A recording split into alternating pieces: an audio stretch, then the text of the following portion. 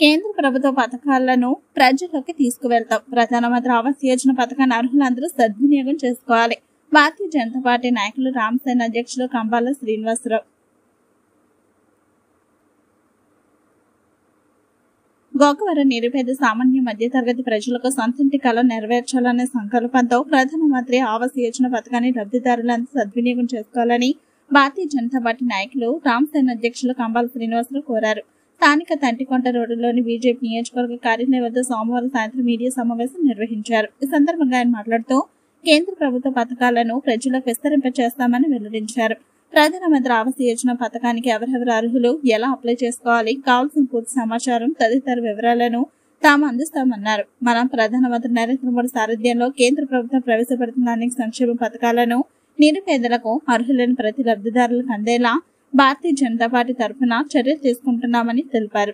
అభివృద్ధిలో భారతదేశాన్ని బీజేపీ ప్రభుత్వం పరుగులు పెట్టిస్తుందన్నారు. రాష్ట్రంలో కేంద్రం నుండి వస్తున్న నిధులతో ప్రతి పల్లెటూరులోనూ రహదారుల నిర్మాణం చేపట్టడం జరిగిందన్నారు. గ్రామీణ ప్రాంతాల్లో గృహ నిర్మాణం చేపట్టడానికి దరఖాస్తులు ప్రారంభమయ్యాయన్నారు. లబ్ధిదారుల పథకానికి దరఖాస్తులు చేసుకోవాలని కోరారు. జనతా పార్టీ ఈ దేశంలోను ఈ రాష్ట్రంలోనూ ఏమేం పనులు చేస్తుందో అది ప్రజలకి తెలియజేయవలసినటువంటి బాధ్యత మా భారతీయ జనతా పార్టీ కార్యకర్తలకు అందరికీ కూడా ఉంది కనుక మేము ఈ ప్రెస్ మీట్ తప్పనిసరిగా ఏర్పాటు చేయడం జరుగుతుంది. అమిత్ షా గారు కూడా ఆదేశాలు ఇచ్చారు. ముఖ్యంగా ఈవేళ లాంఛనంగా ఈవేళ 1,80,000 రూపాయలు ఎవరైతే నిరుపేద ఉంటాడో అతను ఇల్లు కట్టుకోవడానికి కేంద్ర ప్రభుత్వం భారతీయ జనతా పార్టీ తరఫున మరి యొక్క నిధులు మంజూరు చేయడం జరుగుతుంది. మరి రాష్ట్ర ప్రభుత్వం ఏమన్నా ఇస్తుందో లేదో తెలియదు. ఇంకా వారు ఏమన్నా ఇస్తే ఇంకా అది లోను ఇంకా పెరుగుద్దని ఆశిస్తున్నాం. ఈవేళ దేశం మొత్తం మీద చూసుకుంటే, ఈ రాష్ట్రం మొత్తం మీద చూసుకుంటే బీజేపీ పార్టీ కేంద్ర ప్రభుత్వం మోడీ గారి ఆధ్వర్యంలో ఈ రాష్ట్రానికి ఎంత మేలు జరుగుతుంది రాష్ట్ర ప్రజలకు అన్నది ఒకసారి చెప్పవలసిన బాధ్యత మాకుందో చెప్తున్నాం కూడా. ముఖ్యంగా విశాఖ ఉక్కు ఫ్యాక్టరీ ఉంది, స్టీల్ ప్లాంట్. దానికి కేంద్ర ప్రభుత్వం 11.444 కోట్ల రూపాయలు ఈవేళ దానికి మంజూరు నిమిత్తమై ఏర్పాటు చేయడం జరుగుతుంది. ఎందుకంటే ఇంత లాసులో ఉక్కు ఫ్యాక్టరీ నడుస్తుంది. మరి అలాంటి దాన్ని ఎంతవరకు ఎందుకు పట్టించుకోలేదు గత ప్రభుత్వాలు కానీ ఏమైనా. కానీ ఈవేళ మోడీ గారి ప్రభుత్వం 11.440 కోట్ల రూపాయలు విశాఖ ఉక్కు ఫ్యాక్టరీకి మంజూరు చేయడం జరిగింది. అది కేంద్ర ప్రభుత్వం యొక్క గొప్పతనం కాదా? ఈ రాష్ట్రాన్ని అభివృద్ధి, ఈ రాష్ట్ర ఆ ఫ్యాక్టరీలో ఎంతమంది నిరుద్యోగులు ఉంటారు, అది మూతపడిపోతే ఎంతమంది ఇబ్బంది పడతారు. కాబట్టి దాన్ని మనం మళ్ళీ భవిష్యత్తులో ముందుకెళ్ళేలా చేయాలనే కదా కేంద్ర ప్రభుత్వం యొక్క ఉద్దేశం. అలాగే ఈ 6 నెలల కాలంలో 3 లక్షల కోట్లు సహకారం అందించారు ఈ రాష్ట్రానికి. కేంద్ర ప్రభుత్వం వారు ఈ 6 నెలల కాలంలో 3 లక్షల కోట్ల సహకారం అందించారు. ఎందుకంటే ఈ రాష్ట్రాన్ని చంద్రబాబు నాయుడు గారు కానీ పవన్ కళ్యాణ్ గారు కానీ ఆధ్వర్యంలో ఈ రాష్ట్రాన్ని అభివృద్ధిలో ముందుకు తీసుకెళ్లాలి 300 అనేటటువంటి ఆలోచనతో కేంద్ర ప్రభుత్వం ఈవేళ 3 లక్షల కోట్లు ఈ రాష్ట్రానికి మంజూరు చేయడం అనేది చిన్న విషయం కాదు. మరి ముఖ్యంగా రాజధాని అనుకుంటున్నటువంటి అమరావతికి ఆ యొక్క నిర్మాణానికి 27 కోట్ల రూపాయలు కూడా అక్కడ మంజూరు చేయడానికి కేంద్ర ప్రభుత్వం మరి ఆలోచించారు. ముఖ్యంగా ఇన్ని రకాలుగా ఈ రాష్ట్రాన్ని ముందుకు తీసుకెళ్లాలనేటటువంటి, ఈ రాష్ట్రంలో ఏ పథకాలైనా సరే మరి ఎక్కువ రూపాయలు, కోట్లాది రూపాయలు ఈ రాష్ట్ర ప్రజలకు అందిస్తున్నటువంటి పార్టీ భారతీయ జనతా పార్టీ, కేంద్ర ప్రభుత్వం నరేంద్ర మోడీ గారు.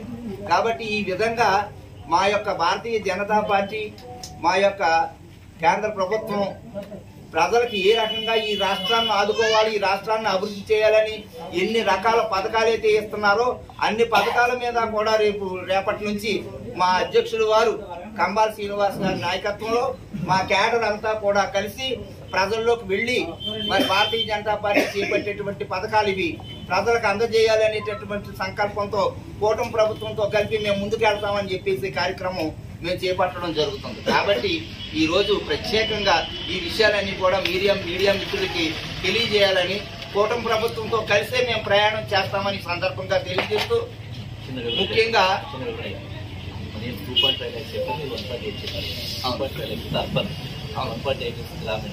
అవునండి, అదండి 1,80,000 రూపాయలు అర్బన్ కింద, గ్రామీణ కింద 2.5 lakhs అర్బన్ కింద ఈ కార్యక్రమాలు ఈ యొక్క అమౌంట్ లబ్ధిదారులకు ఇచ్చేటటువంటి కార్యక్రమం కేంద్ర ప్రభుత్వం చేపట్టింది. దానికి ఏ రకమైనటువంటి అర్హతలు కావాలో మా అధ్యక్షులు వారు చెప్పడం జరిగింది. ఇందులో భాగంగా మళ్ళీ మీ ముందుకు కొన్ని విషయాలు తీసుకొస్తున్నాం. మా రామసేన తరఫున, భారతీయ జనతా పార్టీ తరఫున చేపట్టే కార్యక్రమం ఇంకోటి ఏంటంటే, ఈ యొక్క హిందూ ధర్మం అనేది ఈ దేశ చరిత్రలో ఈ హిందూ సాంప్రదాయం సనాతన ధర్మం నిలబడింది అంటే ఛత్రపతి శివాజీ గారు అని చెప్పేసి 1000 నోళ్లు గొంతెత్తి చెప్తున్నాయి. ఛత్రపతి శివాజీ మహారాజు గారే లేకపోతే ఈ దేశ చరిత్రలో, ఈ భారతదేశంలో ఎంత అన్యాయాలు జరిగేదో హిందూ ధర్మానికి. హిందూ ధర్మం అంటే హిందూ అంటే మతం కాదు, హిందూ అంటే ధర్మం అని చెప్పి చాటి చెప్పినటువంటి మహనీయుడు ఛత్రపతి శివాజీ గారు. అలాంటి మహనీయుని విగ్రహం పెట్టాలని మన విశ్వ హిందూ ధర్మ పరిరక్షణ రామసేన అధ్యక్షులు వారు ఛత్రపతి శివాజీ గారిది, స్వామి వివేకానందుల వారిది ఈ 2 విగ్రహాలు కూడా మొట్టమొదటిగా మన గోకవరం గ్రామంలో పెట్టాలని సంకల్పం చేసి తదుపరి ఈ 3 జిల్లాల్లోనూ కూడా అవసరమైతే ఆయన శాఖ చేస్తున్న రాష్ట్రంలో అన్ని చోట్ల. అలాగే భారతీయ జనతా పార్టీ దేశ ప్రజలందరికీ కూడా ఏ విధమైన లబ్ధి చేకూరుతుందో, ఎంత ధనాన్ని వెచ్చిస్తుందో ఇవన్నీ కూడా చాలా మంది ప్రజలకి తెలియకపోవడం కొంచెం ఇబ్బందిగా ఉంది. సో మేము ఎన్డీఏ ప్రభుత్వానికి ప్రాతినిధ్యం వహిస్తూ మేము ముగ్గురు కూడా కూటమిగా పనిచేస్తూ ఈ కార్యక్రమాలన్నీ చేపట్టాము. దీనిలో ఏదైతే లబ్ధి ఉందో ఈ లబ్ధినంతా కూడా నరేంద్ర మోడీ గారి యొక్క సంకల్పంతో జరుగుతున్న విషయాన్ని చాలా మందికి తెలియదు. కాబట్టి దీనికి ప్రజల్లోకి విస్తారంగా విస్తృతంగా తీసుకెళ్ళడం కోసం చెప్పి మేము ఈ కార్యక్రమం ఏర్పాటు చేస్తాము. భవిష్యత్తులో కూడా మేము ప్రతిరోజు కూడా ఈ పత్రికా విలేకరులకి, అలాగే యాజమాన్యానికి, ప్రింట్ మీడియాకి, ఎలక్ట్రానిక్కి, శాటిలైట్ ఛానల్ వాళ్ళందరికీ కూడా మేము వినతి చేస్తున్నాం. మా ద్వారా మేము ప్రజలకి ముఖ్యంగా ఈ 2 నియోజకవర్గాల్లోని 3 నియోజకవర్గం రంపచోడవరం, అలాగే మన జగ్గంపేట, రాజానగరం నియోజకవర్గాల్లో జనాలకు కానీ మేమందరం కూడా ప్రతిరోజు కూడా ఏ కార్యక్రమాలు నిర్వర్తిస్తున్నాం, భారతీయ జనతా పార్టీ తరఫున ఏ కార్యక్రమాలు నిర్వర్తిస్తున్నాం, ఎన్డీఏ నుంచి మాకు ఏ ప్రాధాన్యత ఉంది, మేము ఏ కార్యక్రమాలు పెడుతున్నాం అనే విషయాన్ని తెలియపరచడం జరుగుతుంది. దానిలో భాగంగా ఈ రోజుని ప్రజలందరికీ కూడా చాలా ముఖ్యమైన వెనుకబడి చెప్తుంది. దీనిలో భాగంగా 2015 నుంచి ప్రధానమంత్రి ఆవాస్ యోజన గ్రామీణ్ అనే పథకం ద్వారా ఈ రోజు వరకు కూడా నరేంద్ర మోడీ గారి యొక్క సంకల్పంతో వారు పంపించిన నిధులతో 40 లక్షల కాంక్రీట్ నిర్మించడం జరిగింది. ఇది చాలా మందికి తెలుసు, ఆయన తెలుసు, చాలా మందికి తెలియదు. ఈ పథకం యొక్క ముఖ్య ఉద్దేశం అంటే దారిద్ర్య రేఖకి ఎవరైతే అంటే పావర్టీ లైన్ అంటారో ఆ పావర్టీ లైన్కి దిగువన అంటే దారిద్ర్య రేఖ దిగువన ఎవరైతే ఉంటారో, సొంత ఇల్లు ఎవరైతే నిర్మించుకోలేకపోతుంటారో వాళ్ళ కోసం చెప్పి ఈ యొక్క పథకాన్ని రూపొందించడం జరిగింది. దీనికోసం క్వాలిఫికేషన్స్ ఏంటంటే ఈ ద్వారా ఇల్లు కట్టుకోవాలనుకుంటే పేదలు ఎవరైతే ఎన్నాళ్ళ నుంచో ఇల్లు ఒక సహకారం మనకి మేము జీవితంలో ఇల్లు కట్టుకోగలమా లేదా అనుకునే పేదలు ఎవరైతే ఉన్నారో వాళ్ళందరూ కూడా చాలా శ్రద్ధగా ఈ విషయాన్ని తెలుసుకోవాలి. దరఖాస్తు కావాల్సిన అర్హతలు ఏంటంటే దరఖాస్తుదారు తప్పనిసరిగా భారతదేశంలో నివసించేవాడే ఉండాలి. దరఖాస్తుదారికి ఇదివరకు ఇల్లు ఉండకూడదు, శాశ్వతమైన ఇల్లు ఉండకూడదు, పర్మనెంట్ హౌస్ ఉండకూడదు. అలాగే దరఖాస్తుదారు తప్పనిసరిగా 18 సంవత్సరాలు నిండి ఉండాలి. దరఖాస్తుదారు పేరు రేషన్ కార్డు లేదా బీపీఎల్ జాబితాలో ఉండాలి. నెక్స్ట్ దరఖాస్తుదారు ఓటర్ జాబితాలో తన పేరును కలిగి ఉండడం తప్పనిసరిగా ఈ క్వాలిఫికేషన్స్ ఉంటాయి. దీనికి కావాల్సిన ఈ అప్లికెంట్కి కావాల్సిన పత్రాలు ఏమిటి ఉంటారంటే కూడా వాటికి ఆధార్ కార్డు లేదా Aadhaar number, passport size photo, job card లేదా జాబ్ కార్డ్ నెంబర్. ఒకవేళ ఎవరికైనా జాబ్ కార్డు లేనట్టయితే ఆ జాబ్ కార్డు ప్రొవైడ్ చేసే కార్యక్రమాన్ని భారతీయ జనతా పార్టీ తరఫు నుంచి మా ఎనకోటి దొరగారు కానీ అలాగే మా ప్రసాద్ గారు కానీ జాబ్ కార్డు లేదు అంటే జాబ్ కార్డు మెయిన్ క్వాలిఫికేషన్ అది ఉంటే తప్ప ఇల్లు కట్టుకోవడానికి వాళ్ళకి పర్మిషన్ దొరకదు. ఆ జాబ్ అంటే నువ్వు ఎలా పే చేస్తావంటే కనీసం జాబ్ కార్డు ఉండాలి. ఆ జాబ్ కార్డు ఏంటి, దాన్ని ఎలా సంపాదించుకోవాలనేది మా దొరగారు కానీ ప్రసాద్ గారు కానీ దానికి సహకారం చేస్తారు. అది పేదలు ఎవరైతే ఉన్నారో ఆ పేదలు వాళ్ళ దగ్గరికి వచ్చి దానికి మేము సపోర్ట్ చేస్తాం ఆ జాబ్ కార్డు తీసుకుని. అలాగే బ్యాంక్ పాస్బుక్, తర్వాత నెక్స్ట్ స్వచ్ఛ భారత్ మిషన్ నమోదు సంఖ్య ఉంటుంది, అది కూడా మేము సపోర్ట్ చేస్తాం. ఒక మొబైల్ నెంబర్ ఉండాలి. ఈ నెంబర్స్ ఉన్న ఈ పైన అర్హతలు ఈ రకమైన అర్హతలు ఉన్న వాటికి మాత్రం దాదాపుగా నీకు చెప్తాను.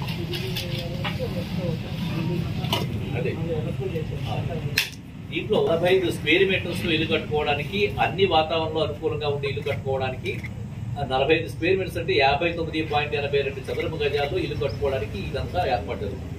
దీంట్లో 2.5 లక్షల వరకు ఆర్థిక సహాయం లభిస్తుంది. దీంట్లో 3 లక్షల వరకు వాళ్ళ ఆదాయం లోపలికి ఉండాలి అనే దాన్ని దీనికి క్రైటీరియా కింద ఉంది. ఈ స్కీమ్ ని మేము ముందు తీసుకెళ్లడం కోసం అని చెప్పి ఎవరైతే పేదలు ఉన్నారో ఆ పేదలు మా దగ్గరికి ఎవరైనా మేము చేసుకోలేకపోతున్నాం సార్, మీకు మాకు సహాయం చేయండి చెప్పారంటే వాడికి ఏ అర్హతలు ఉన్నాయి, వాడికి ఏం కావాలి, వాడికి ఇచ్చే ఏర్పాటు ఇప్పుడు ఈ వరకు ఉండే విషయం వేరు. ఇప్పుడు మేము భారతీయ జనతా పార్టీ తరపు నుంచి ఎవరైనా సరే ఇటువంటి ఇల్లు కట్టుకునే అవకాశాన్ని ఉపయోగించుకోలేకపోయినట్లయితే ఈ స్కీమ్లో మేము సపోర్ట్ చేయడానికి మేము ముందుకు వస్తున్నామని చెప్పడానికి ఈ పత్రికలను ఆహ్వానం చేయడం జరుగుతుంది. సో దీన్ని పెద్ద ఎత్తున తీసుకెళ్లడమే కాకుండా మేము మీకు షెడ్యూల్ ప్రకారం అంటే వివిధ సమయాల్లో మేము ఇంకా నరేంద్ర మోడీ గారి దగ్గర నుంచి ఏవే పథకాలు అందుబాటులో ఉన్నాయి, దానికి వెసులుబాటు ఎలా ఉంటుంది, మేము ముందుకు దీనికి పథకాలను ఎలా తీసుకెళ్లాలనే కార్యక్రమం మీద మా ప్రాంగణం నుంచి మేము ప్రతినిత్యం కూడా మేము కార్యక్రమాలు రిలీజ్ చేస్తూ ఉంటాం.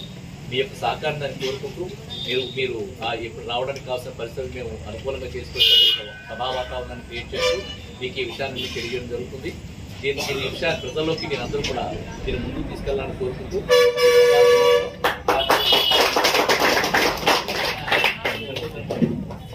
ధర్మ పునాదులు ప్రతి హృదయంలోనూ కూడా నిలిచేలాగా ఛత్రపతి శివాజీ గారు కనిపించేలాగా ఈ యొక్క కార్యాచరణ చేపట్టడం మా అధ్యక్షులు వారు కంబాల శ్రీనివాసరావు గారు మరి ఈ సభ ద్వారా నా ద్వారా మరి కాబట్టి దీనికి కూడా ఎక్కడైతే తెలుగు రాష్ట్రాల్లో సరికొత్త వరవడితో ప్రతి క్షణం ప్రజాపక్షం నిలిచేందుకు minute to minute live updates తో పాలిటిక్స్ టు ఎంటర్టైన్మెంట్, ఎప్పటికప్పుడు తాజా వార్తలు, సరికొత్త విశ్లేషణతో మీ ముందుకు వస్తోంది APNTS తెలుగు న్యూస్ ఛానల్.